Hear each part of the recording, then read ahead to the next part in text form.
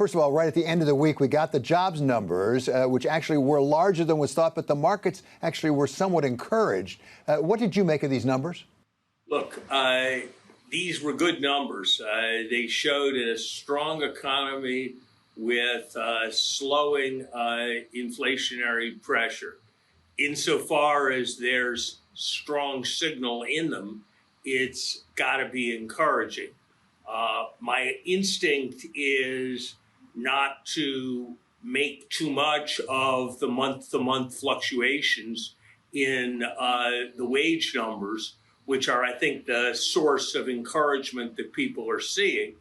Of the various data on wages, I regard the quarterly employment index as the gold standard, the Atlanta Fed information as the silver, and the monthly information that comes here as the bronze, simply because of all the composition changes. If, for example, more teenagers start working, then that's going to show up as slower growth in average hourly earnings. But this is an encouraging number.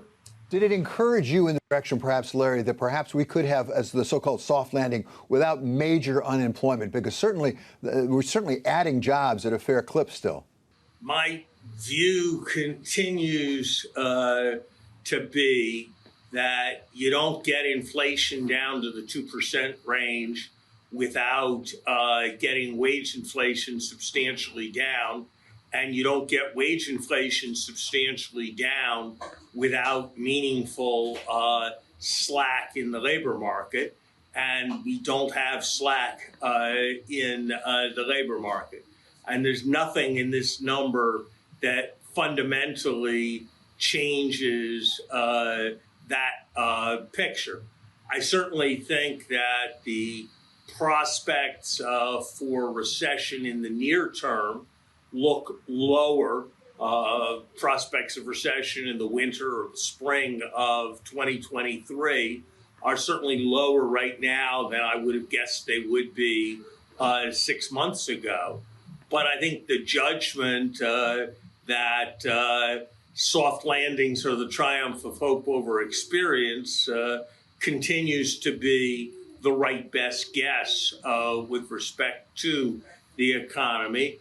And I'm not sure that continued strength points to a softer landing rather than pointing to even a harder landing when things re-equilibrate. So, Larry, as you suggest, we got some glimpse into the thinking of the Fed this week by things like Mr. Kashkari, what he had to say. We had other Fed people saying we really should stay up at 5 or above 5, even 5.4% for some time. We also got the minutes of the last meeting out. Were you encouraged by the fact that at least apparently some of the members of the Fed were really struggling with the fact financial conditions remain pretty loose despite everything the Fed's been telling us? I've been speaking in a different way about the Fed in the last couple of months than I had been before.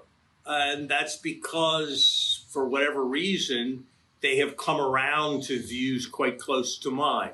They think inflation is the primary concern. They explicitly recognize that there's going to need to be increases in unemployment to contain inflation.